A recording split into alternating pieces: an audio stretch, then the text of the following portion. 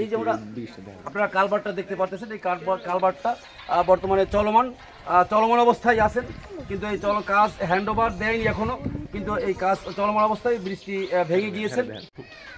ওই সাইডে বসবাড়িয়া রজবে দাখিল মাদ্রাসা, এই সাইডে পূর্ব বগুড়া। আমাকে একটা ব্রিজের কাজ চলমান, কি ঢালাই দিচ্ছে আর কি করছে এত দেখতেই পারতেছেন। আমাদের এই ব্রিজে যে প্রকল্প হয়েছে কি কাগজ আছে সেটা সেটা আমরা দেখতে চাই, এটার ব্যবহার কত টাকা বা কি কাজ রাতে দিয়ে পোলা পানি ঢালাই ছুটে এলাইতে পারতেছে 22 দিন পর। এরা কয় টাকাতে লুটপাট করছে বোঝা যায় না। মনে হয় 8টা খোয়ার বস্তা দিয়ে 1 বস্তা সিমেন্ট দেয় না, এই ঢালাই দেখলে বোঝা যায়। এটা আসার পর এরা এই কন্ট্রাক্টর আমাকে হুমকি দিচ্ছে, বিভিন্ন ক্ষেত্রে আমাকে হুমকি দিয়া পরে আমাকে সরাই দিছে, এবং উপর লেভেল থেকে নেতা আনতে চাই না, আমাকে সরাই দিছে। এই ব্রিজটা আমাকে আমাকে একটা শিক্ষা প্রতিষ্ঠান, একটা ইসলামিক একটা শিক্ষা প্রতিষ্ঠান, এই ইসলামিক প্রতিষ্ঠানটা ধ্বংস করার জন্য এই কাজটা করছে। বিভিন্ন গাড়ি এবং বড় গাড়ি এই রাস্তাটা দিয়ে যাতায়াত করে, এই দুর্ঘটনা ঘটার জন্য এই কাজগুলি উনি করে দিয়েছে। ওনার মতন এই ধরনের কন্ট্রাক্টর ঠিকাদার যদি এই দেশে থাকে, দেশের জাতির এবং জনগণের জন্য ক্ষতিকর। এই ব্রিজ করবার গেলে আমরা কয়েকবার কইছি, ডাইরেক্ট কইছি আমরা তোমার একটা বাড়িতে টাকা আনিয়ে দাও, আমরা ব্রিজ ভালো করে করি। সারা ব্রিজ 10টা 12টা দিয়েছে, একটা সিমেন্ট দিচ্ছে। আসসালামু আলাইকুম। আমি এই কন্ট্রাকশনে 22 বছর কন্ট্রাক্টারি করছি ঢাকা শহরে। আমার কাঠপত্র নিচে আনছিল যে এখানে আমার কাঠ দিয়া আপনার কাজ করব।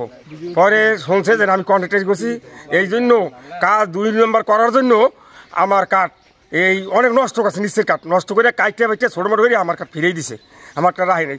তবু আমি কিছু বলি নাই, যাও অর্থাৎ আমি কাছে থাকমু দেখমু, এই জন্য আমার কাঠ ফিরেই দিছে। তারপরও আমার বাড়ির কাছে একেবারে ব্রিজ আমি সবসময় দেখাশোনা করছি। এই আইছে বালু আইছে, বালু 2 নম্বর 3rd ক্লাস সেকেন্ড বালু আমি অবজেকশন দিচ্ছি যে এই বালু দিয়ে এই ব্রিজ করে না।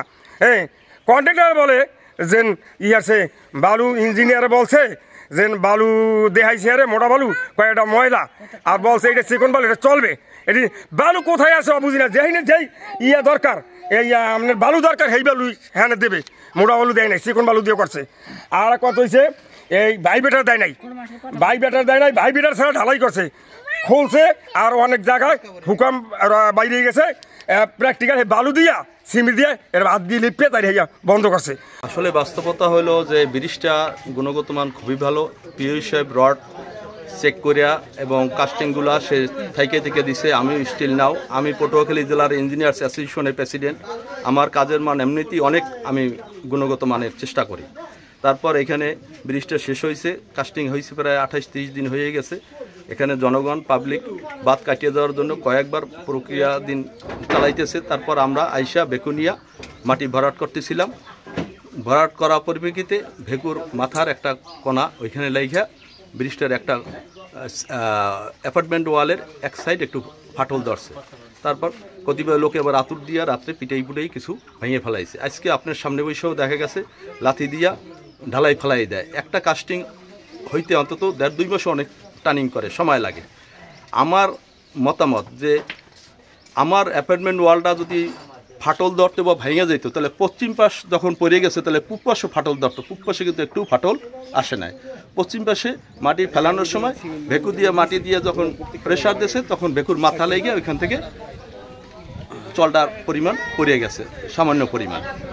এই হলো মূল সারাংশ এই ব্রিজটা। আমি